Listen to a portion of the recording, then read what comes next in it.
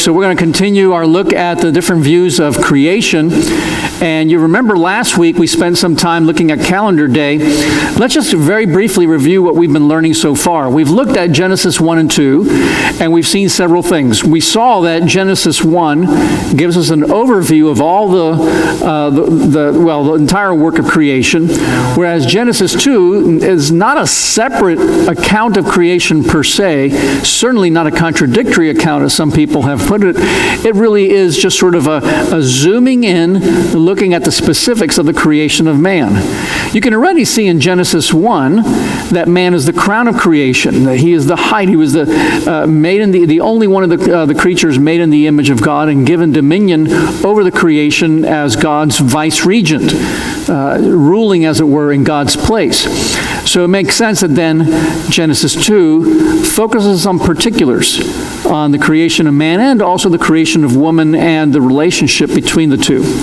So we haven't spent too much time exploring that because our emphasis has been more on those days of creation that we read about last time in Genesis 1.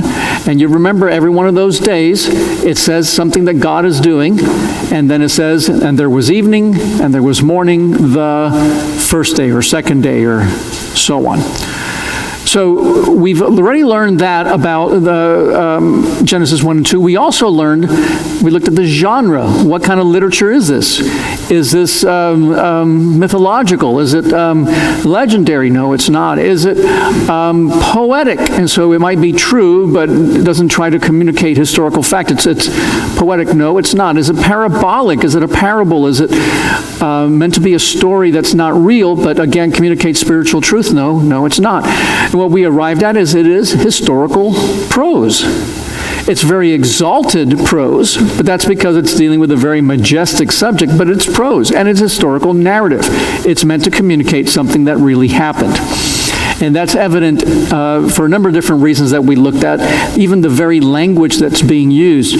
The Hebrew language is very time-oriented, time-bound, and there are markers in the grammar that you can use that indicate that you are relating actual history, and all those markers are in Genesis 1. Then we looked at what was the purpose for writing, and this was very key. Why did Moses write this? Well, he wrote under the inspiration of the Holy Spirit. That meant that everything he wrote is what God intended. And we saw that he was writing to a people who had just been redeemed out of Egypt, a people who had to be reminded of who God was. And so the entire Pentateuch is really their history, and Genesis 1 is their back history, showing where they came from.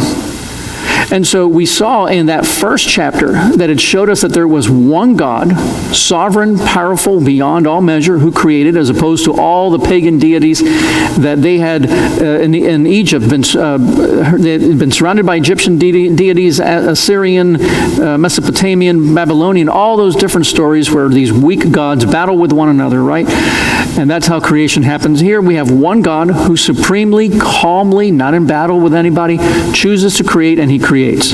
Second, we saw that it wants to communicate very clearly that man is the crown of creation, the importance of man. Every other view of creation in the pagan world, man was an afterthought. But no, man is clear to be the center in this account of the creation. It's what God created for.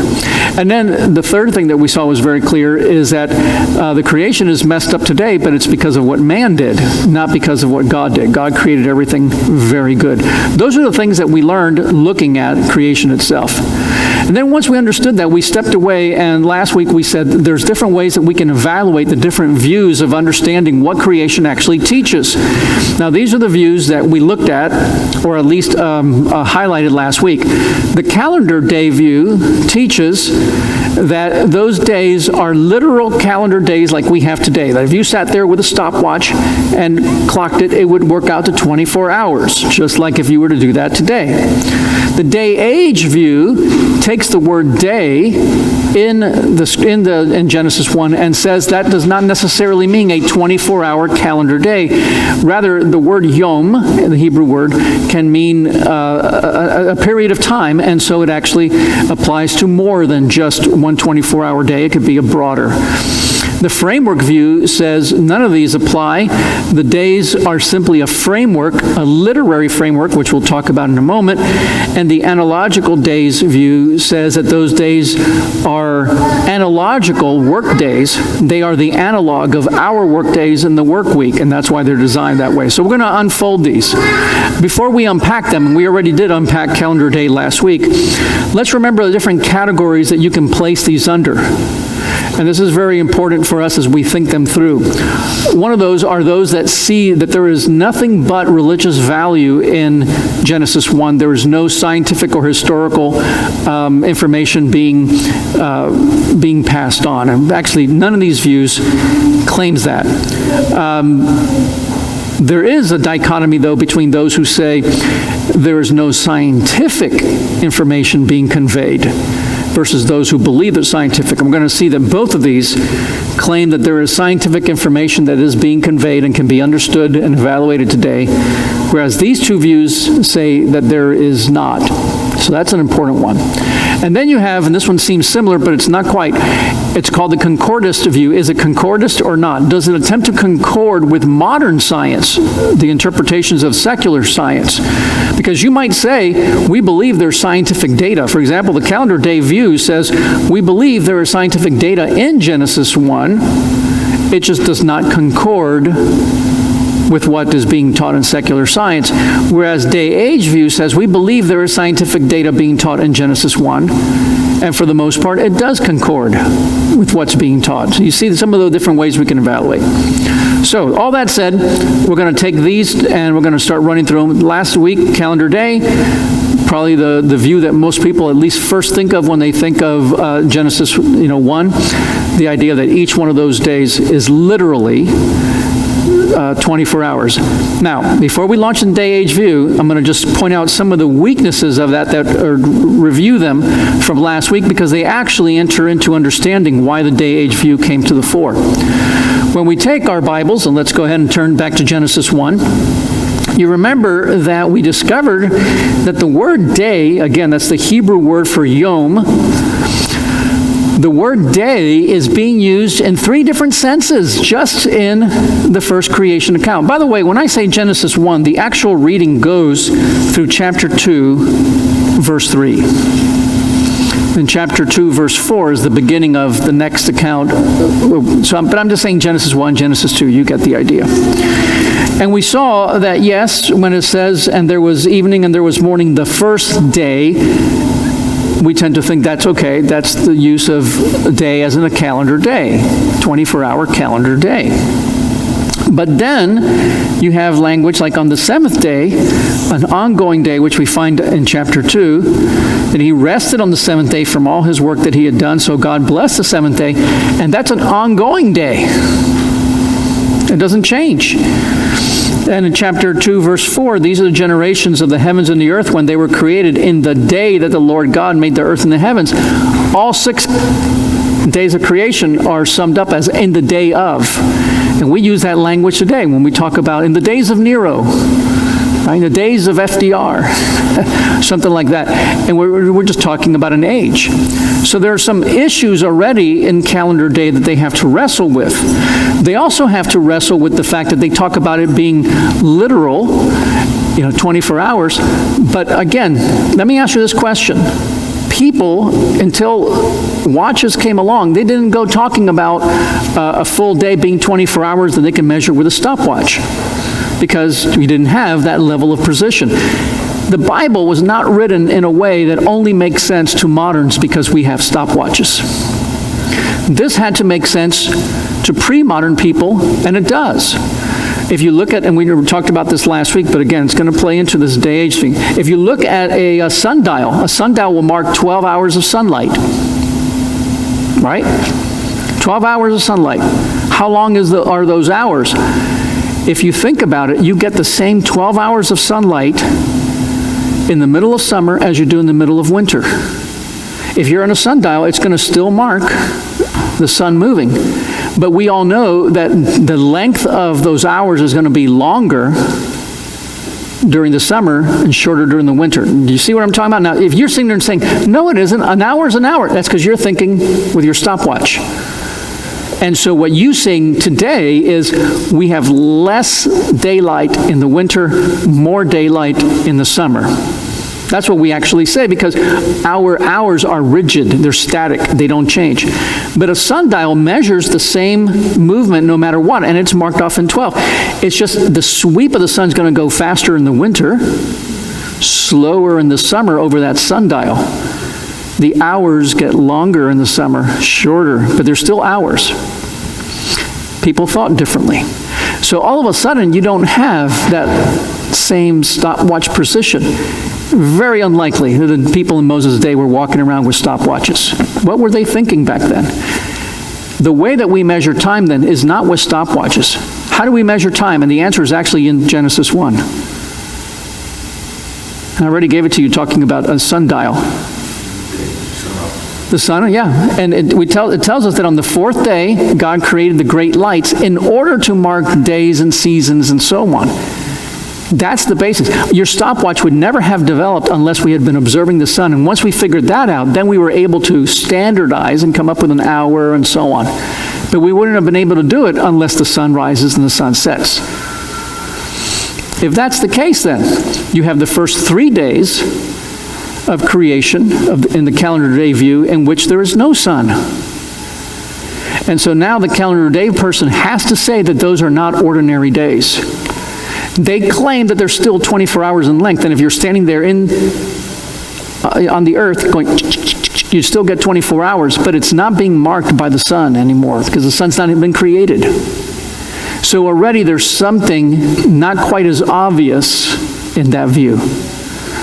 Got that? So to get around that, the day-age view says, look, let's just set all that aside and not worry about trying to read 24-hour calendar days into it, and just recognize that in the same way that the word day is being used in different senses. Oh, and I forgot another sense.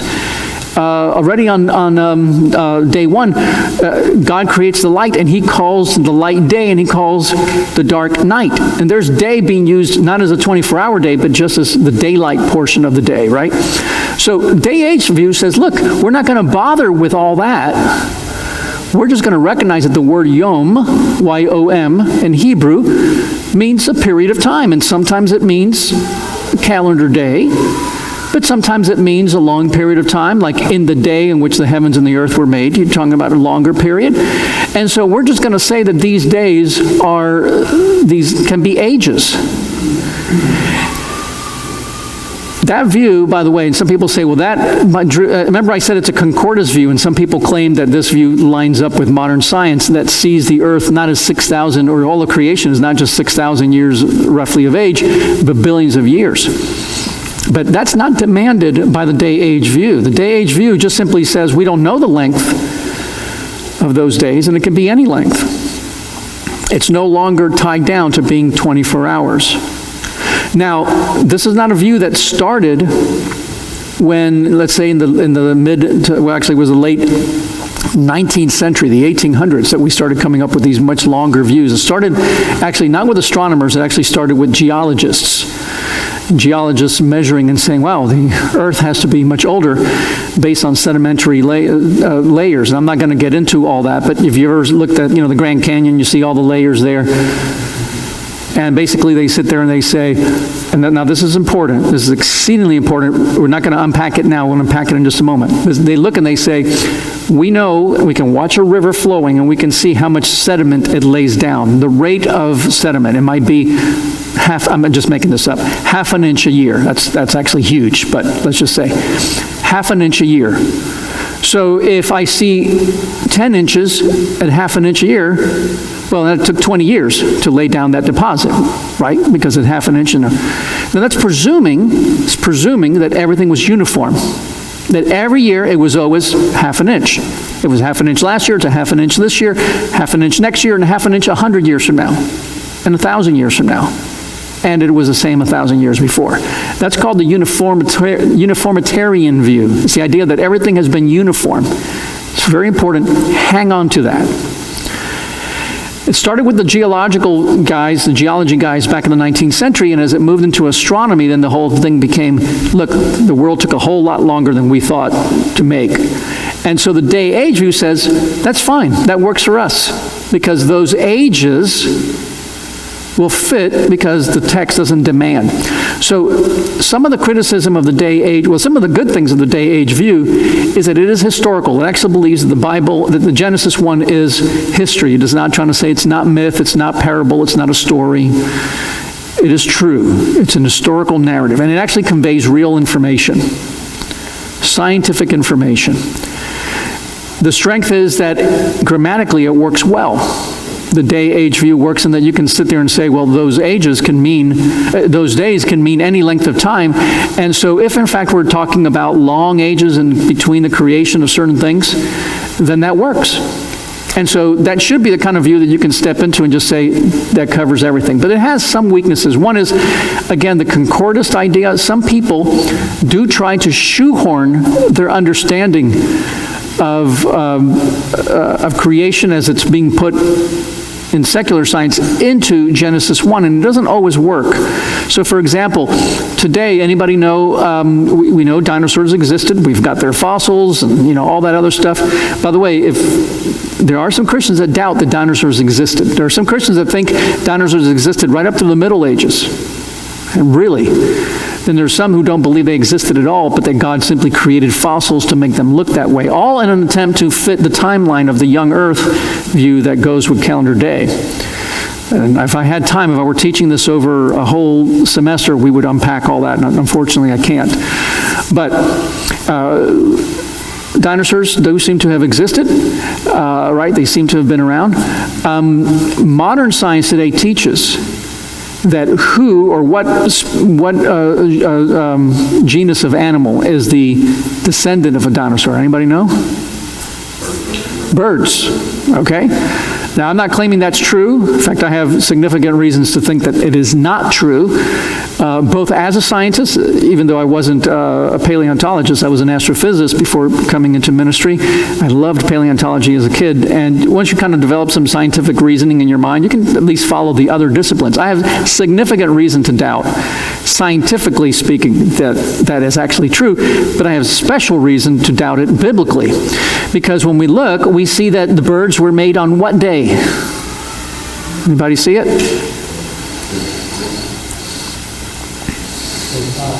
And when were the land animals made? Not mammals, land animals made? Day 6. According to Genesis, birds were created before animals. So therefore, birds could not be descended from dinosaurs. Now that's, like I said, there's a whole lot of reasons to doubt that. One of those is evolution and my significant concerns and that of many Christians with evolution, not just because the Bible teaches it, although that is enough, but because there's real scientific doubt as to why we should accept the theory of evolution as it's being presented today. That's, again, a story that I wish we had time to unpack. But the point simply being is, if you hold to the day-age view, you can hold to it in a sort of non-concordist way and just say, look, when we look and see great periods of time, that's fine. We can roll with it because the days don't have to be literal 6 days, literal 24-hour days. But when you start trying to then shove your science back in and say, well, now there's a problem with the fact that it says birds were created, then when you start to concord, when you try to make it match, then there's a problem there. Rod, you want to add to that? I presume that these ages don't all have to be the same length either. Right? Correct. Because you have the third day and the fourth day problem, right, with the plants, and then we're sitting there. I guess they have light, but there's no sun, whatever. Yep. There are possibilities. The point being is the day age could be a short period of time, it could be a long period of time on day 4. It was wrong on day 2, it was short, who knows, right? And you got to the next the next negative I was going to get at, which is not only things like order, but that length gets really in the way of plants. It's the plants that really, really, really suffer in the whole day-age view. Because, yeah, they would have had to have existed for a very long time without light if it's a long age. If it were just, the strength of the calendar of day view is it says you create the plants and the next day you get the sun, everything is fine. Under this view, you start running into problems. unless you're doing like what you're doing, collapsing the days, and some age, that'd have to be a very, very short age, you know. So there's some weaknesses there, but the biggest weakness, the day age view, I think, is actually very strong if you try not to match it to science, rigorously. If you do, then you start getting into significant problems. And the problem with both of these, trying to match the science, is the following, and this is key. This is why I was saying all those things earlier. If you were to look at our confession or at our catechism, you're going to see a very clear divide made in the thinking, and this is theological thinking. This is not just talking about this stuff. But when you look at the beginning of our catechism, let's take the shorter catechism. It asks what are God's works, and it tells us that his works are that of creation and of providence. And it's very, very interesting that those and it's just not the Reformed, other traditions all have this break between creation and providence. Now, when we talk about God's works in creation, that's what we're looking at here, God's works in providence, that means how he superintends the world since creation. It leads us to understand that how he supervises or superintends or rules over creation today is different from the creation itself. That divide is exceedingly important, because the problem, if I can kind of maybe just draw a little chart up here. Let's just say creation, 6 days, however long those days are, right? 6 days. 1, 2, 3, 4, 5, 6.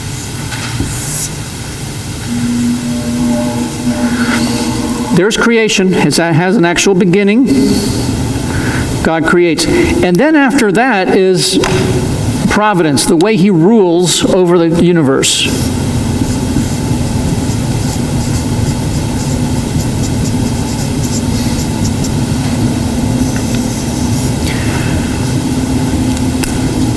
And we know certain things. We know the sun comes up and the sun comes down, the moon does its orbit within 28 days.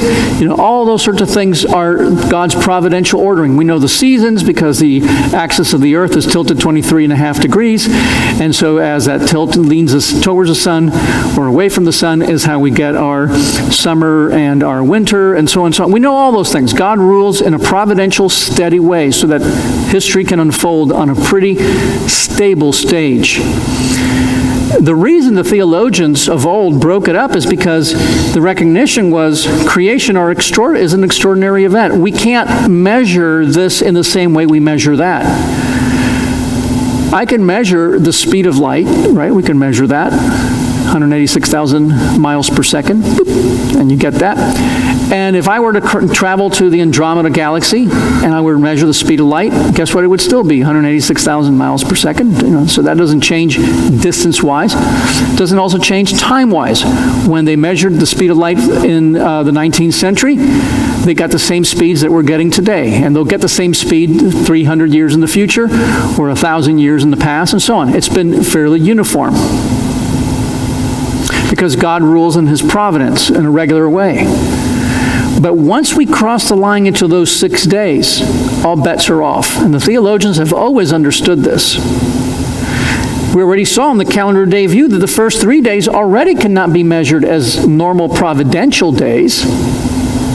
Those calendar days that we think of here providentially, they already don't happen here. We just don't really know what those days were like, those extraordinary days. What we see is that they begin looking more and more like normal days as they go along because things are being populated and so on. But the mistake in either one of these views in trying to read, you can come up right to that line, and you can come up with all sorts of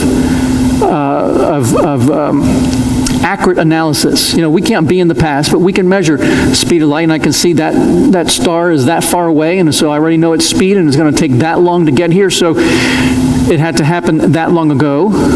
Now, there are ways around that, by the way, that have to do with the fact that God created everything midway, like if it was already old. If that were the case, there's no way that you can tell. God wouldn't have left a seam, in the stitching of what was created to look like it was old and what really is old. So some people say that, the universe is still young because God created the stars with the light already reaching. Does that make sense? And that he already put the fossils in the ground, that those animals never really lived. If that were the case, you can't tell the difference, right? You're in the matrix. And since you can't tell the difference, you're going to still measure it like if it really happened. So that argument goes out the window. That's like the argument that says the universe started 10 minutes ago. God created the universe 10 minutes ago, created you sitting in your seats, and implanted in you all the memories of the breakfast that you ate and what happened yesterday. You wouldn't be able to know. You see where I'm going with that? So we're going to set that aside. That's nice speculation. We can talk about that in men's grill night and say, what happened if, was there ever really a men's grill night last time? Okay, you get the idea. The problem is that once you cross, you can work your way back in scientific analysis right up to that line. Once you cross in here, all bets are off. It's just too irregular, we don't have enough data, and they're not regular days, so you can't measure them. Does that make sense? And that becomes the major weakness of both of these, especially of the calendar day view, which you can hold weekly. There's a weak way of saying, I believe the days are literally 24-hour calendar days, but I don't believe anything about the science. I don't insist that it has to be a young Earth, but 99% of all calendar day people do. Just like day age, they can be, you can hold to it in a weaker form. By weak, I don't mean that your view is weak, but you can hold on to it and just say, well, I just believe that the days are longer periods of time. But I'm not going to try to match it to science, because if you do, you start getting into, again, measuring all this. The best guy today that I find on day age is a guy called Hugh Ross. Some of you may have heard of him. He leads a ministry called Reasons to Believe. He's an astronomer, and his stuff is excellent. Where he gets into trouble is, as a scientist, when he starts to read into this, and then in other parts of Scripture where he thinks they link back to. He's not a theologian. I mean, he's a strong evangelical Christian. He's a good man. I'm not saying when I say he's not a theologian, he's not some quack or some wacko. He's a great guy and a good Christian man. What I'm saying is, he sometimes, in my view, reads things in Jeremiah or something that has nothing to do. He reads them in ways that he thinks are scientific, and he tries to read them back in here. You can't do that. That does not work. Does that make sense? So that's where we're at. Either of these views you can hold to. They're good, strong, they're exegetical. You're finding an exegetical means you're getting them out of the text. You can look in the text and see that the word day, yom, can mean period of time. This view was held long before the 19th century.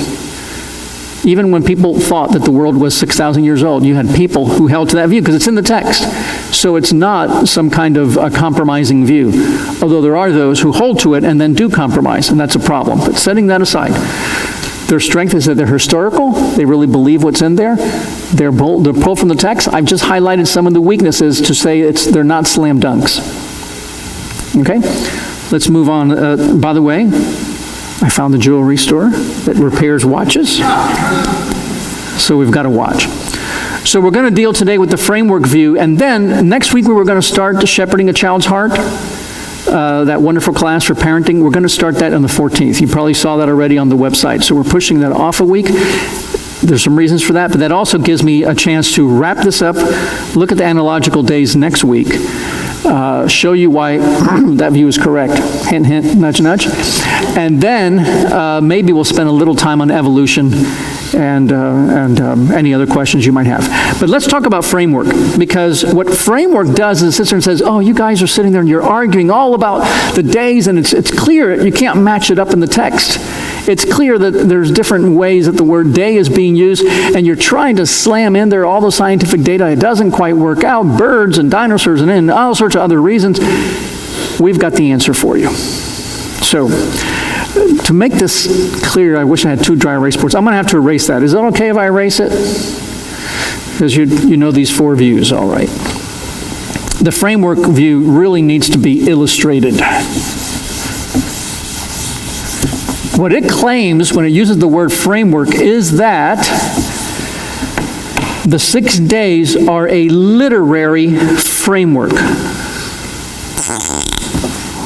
Wow, that's loud. So there's a lot we can get into here, but I'm just going to try to make it as simple as I can. So you have day 1.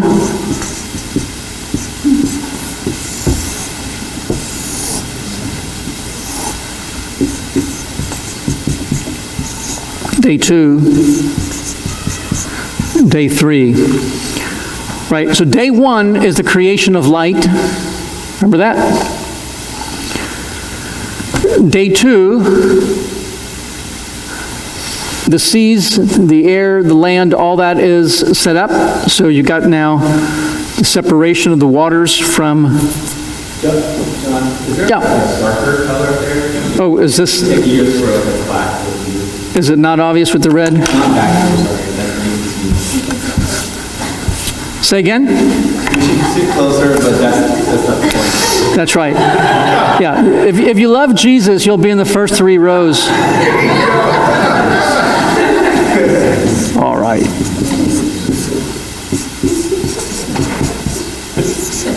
Yeah, it doesn't matter. I've been saying, let's all sit on, the right side and let's sit close, but everybody just feels comfortable in their pews. I think we're going to start, we're talking about maybe being a little short on money in the church. I think we're going to start charging like they did in the colonial days. You can have that pew for yourself and you just pay a certain charge. They actually did that, like George Washington, those guys, they used to pay for their seats. Yeah. So I would think that, you pay... Expensive road would be in the back. I was going to say, you would think you pay more like in a concert, but here it's kind of reverse. Because after all, the church is countercultural. All right. So day 1, we get light. Day 2, we get earth separated from the sea and all that stuff. Day 3, we get the sea separated from the sky. In day 3, we get land. Right? So, light, energy, whatever you want to discuss, sea, land. What do we get on day 4? The lights created, the sun and the moon and the stars. That corresponds with the creation of energy, the creation of light. Day 2, we get the sea separated from the sky, as it were. And by the way, if I had time, I would get into all that, because our liberal friends have now infiltrated well into evangelical thinking, and translations now are translating that verse. This is important. I've just got to stop and make at least a passing mention of this.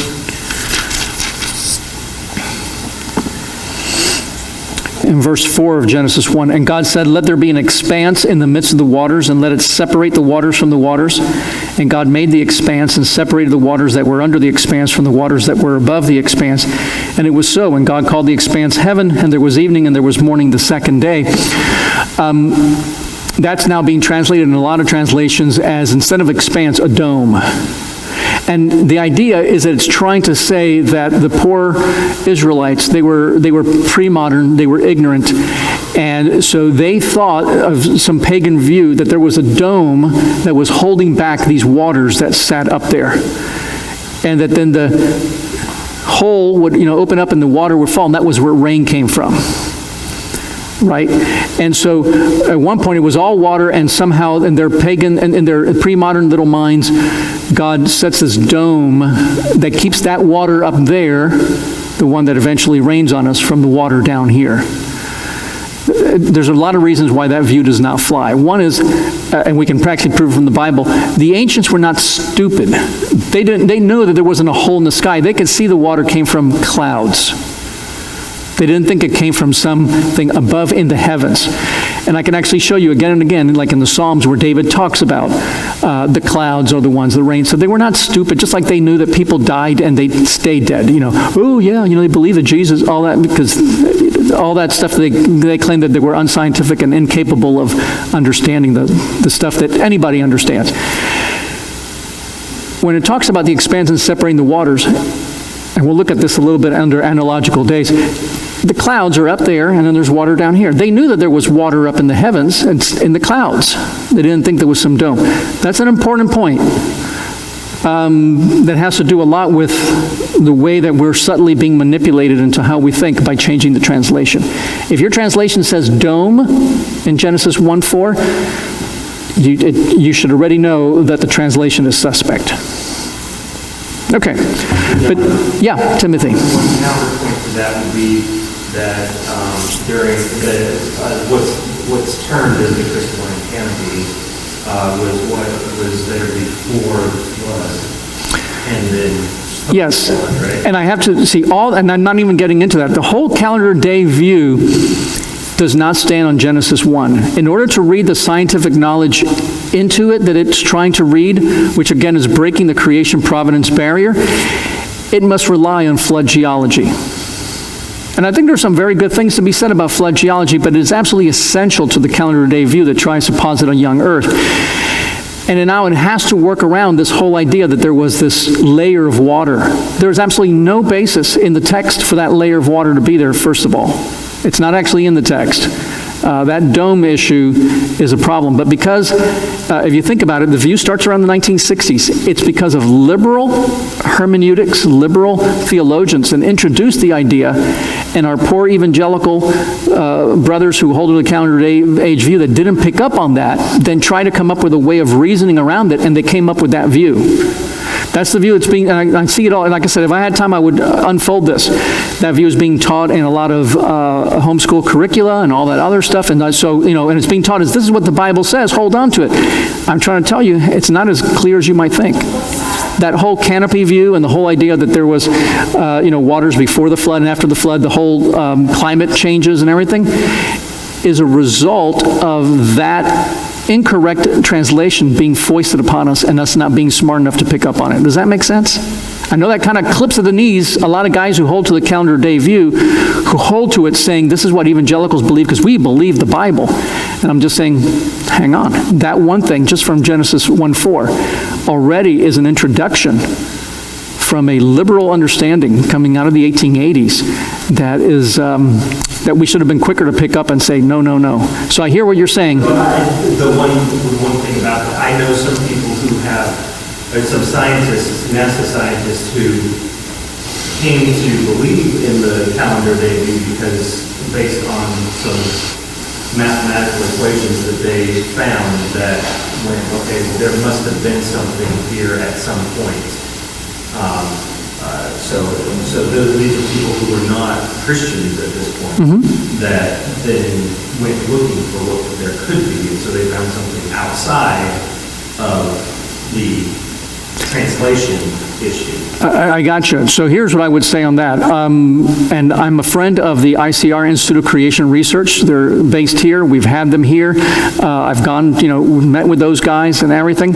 I'm not against those things. I actually think there's a lot of science there. But there's also a lot of science that's a stretch. And we can probably go tit for tat on all that other stuff. I'm going straight up on the exegetical. I'm not even introducing that and saying the idea of the canopy and the idea of a dome is wrong. It's exegetically wrong. It's hermeneutically wrong. Regardless of what any data is found for or against it out there, just from the text, it's wrong. So even if that were true, it would still not be dome in 1:4. It should be expanse. You see where I'm coming from? So for me, the priority is ultimately given to the text, because we can actually find things, and they can find things on the other side, and we can go back and forth and back and forth. If that defends the calendar day view, we can introduce all sorts of evidence found outside scientifically that undercuts it. I want to always stick to the text, if that makes sense where we're coming from there. But thank you for pointing that out, because those are the issues that make this such a, I'm trying to simplify things, but that's what actually makes things so vexing. But it's also why I want us to warn us away from looking at the calendar day view or the day age view and giving them priority because of science is found out there. Because 50 years back, some of that scientific evidence wasn't there, and 50 years from now, more scientific evidence will be there that might cancel whatever we're seeing today. You've got to stick to the text and make that your primary reason for picking one view over the other. And if you pick day age or you pick calendar day, that's fine. That's a perfectly viable and acceptable view exegetically, and that's what I want us to keep on. So, okay, I'm almost out of time. Let me take these then. Creation of energy of light, seems to correspond with the creation of the sun and the moon, creation of the waters, the oceans as we understand, fits in with the creation of sea creatures, creation of land seems to correspond with the creation of mammals. I keep saying mammals, animals that populate, land animals. That seems to be a one-on-one correspondence, right? And so you sit there and you say, this is a literary framework. The 6 days are not meant to be literal. Notice, literal does not mean non-historical, right? It's just not meant to be literal. God's not trying to communicate scientific fact. He is communicating that he created these things, but it's being presented literarily in a framework of 6 days. And that's how these days play out, and you can see that symmetry. All right, almost everybody sees that symmetry. If you hold to the other views, you see that symmetry, and you can appreciate that symmetry, but it too has its own little issues. So for example,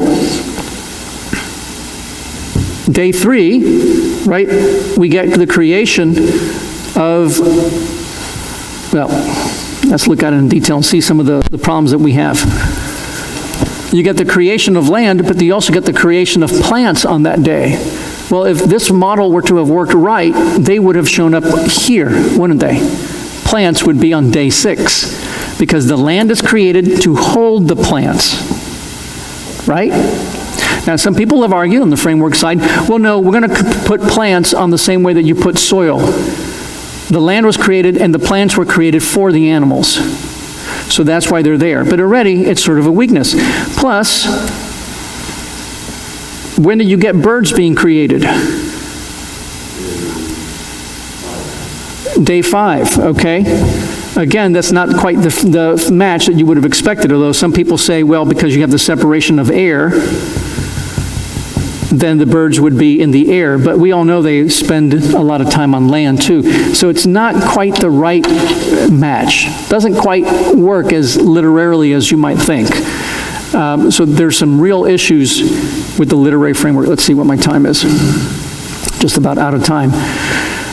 The strengths of the view are that it does seem to give us a nice literary approach that does remove the pressure of trying to figure out how long the days are and just say the days are not literal. They're a literary device just being used to communicate, a truth. They do claim that what is being taught is historical. It really happened. God did create. He just did not really create in 6 days. It's just being communicated that way. The problem with the view, though, is that it still tries to match up events happening here, lining up with events happening there, and it doesn't quite all line up the way we'd want. That make sense? Okay, I'm going to hold it there because our time is just about up, and I'll just take any last-minute questions. And then what we'll do next week is we'll look at the analogical days view, which in my view, I think best answers all those objections. It's also not without its issues.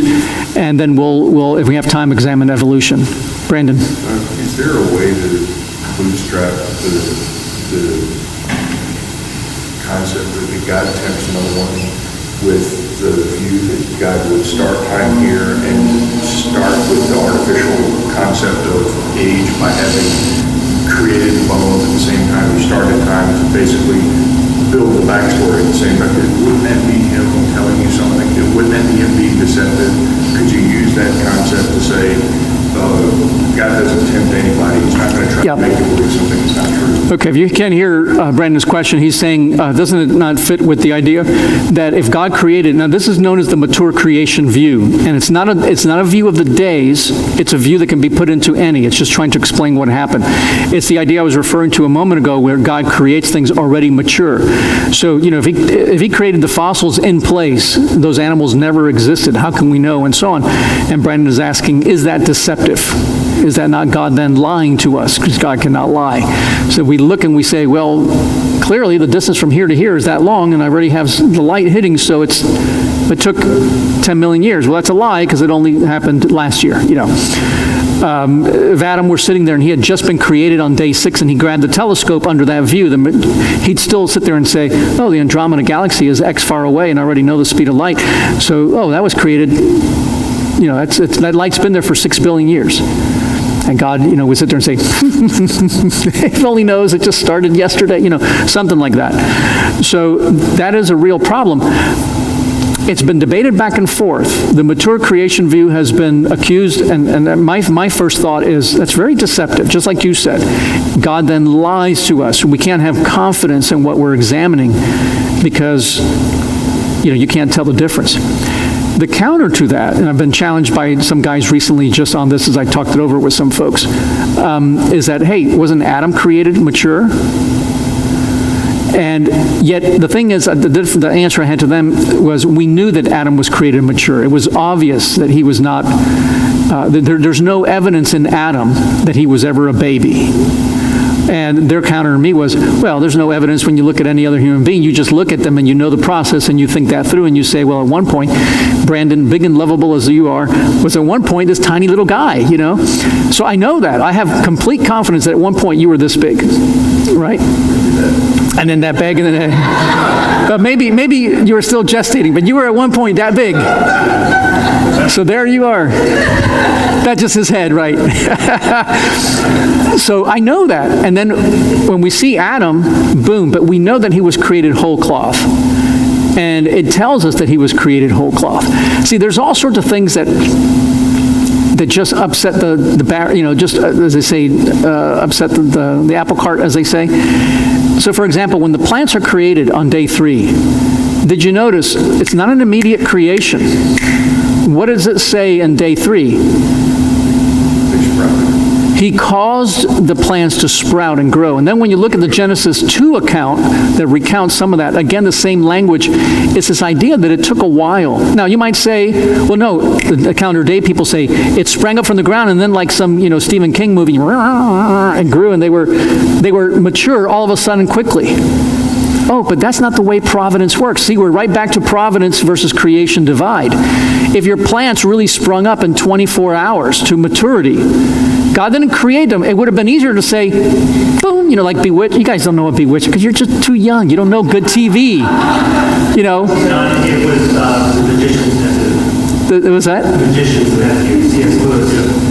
Ah, okay. So we see some of that in there.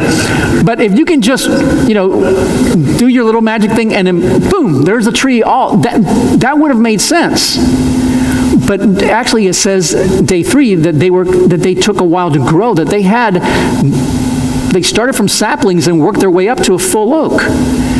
And if that happened in one day, that was not a normal providential day. You see how it starts throwing everything off.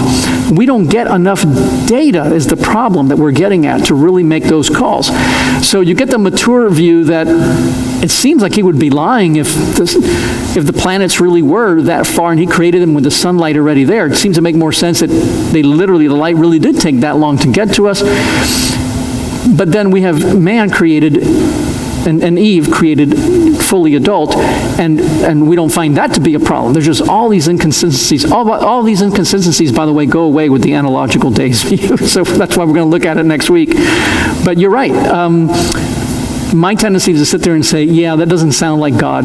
Because since he does it perfectly, there's no seam. There's no place that I can tell, oh, that's where real providence ends, and then the creation, the pretend, backward negative time starts.